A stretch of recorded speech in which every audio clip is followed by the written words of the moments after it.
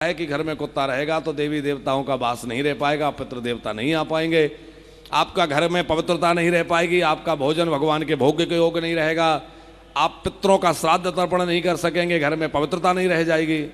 तो इसलिए यदि आपने कुत्ता पाल रखा है कोई हर्ज नहीं है, रखिए, पर उसकी अपनी मर्यादा निश्चित करिए, उसका स्थान निश्चित करिए।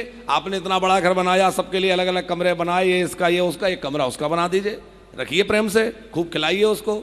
लेकिन वो रसोई घर में घूमता है, बिस्तर पर सोता है, बैठता है, ये सब ठीक नहीं है। अब आप कहते हैं कि अमेरिका में लोग गाय का मांस भी खाते हैं, तो ये तो बड़े दुर्भाग्य की बात है कि आज भी हमारे गोवंश की इतनी बड़ी संख्या में हत्या हो रही है।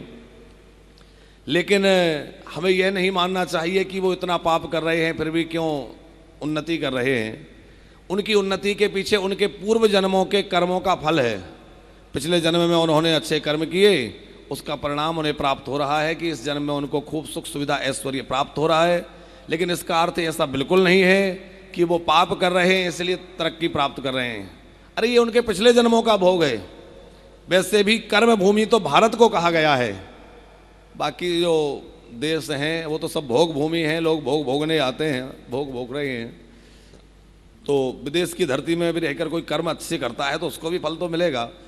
लेकिन जो आप उन्नति करते किसी को देख रहे हैं पाप के रास्ते पर चलते हुए भी, तो ये मानना चाहिए कि उसके पूर्व जन्मों का संचित पुण्य है जिसको वो भोग रहा है।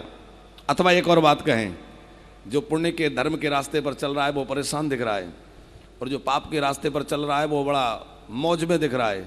इससे ये मत समझ लीजिएगा कि देखो पाप के रास्ते पर चलने वाला कितना फल फूल रहा है। एक कारण ये हो सकता है कि कलयुग ऐसे लोगों की सहायता करता है जो अधर्म पर चलते हैं।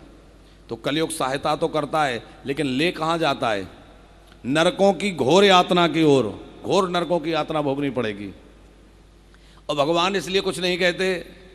आपने देखा होगा स्कूल में टीचर उन्हीं बच्चों को ज़्यादा डांटता है जो पढ़ने में अच्छे हैं और समझदार हैं। टीचर का उन पर ज़्यादा ध्यान रहता है क्योंकि उनको आगे बढ़ना है, उनको बहुत पढ़ना है, उनको कुछ बनना है।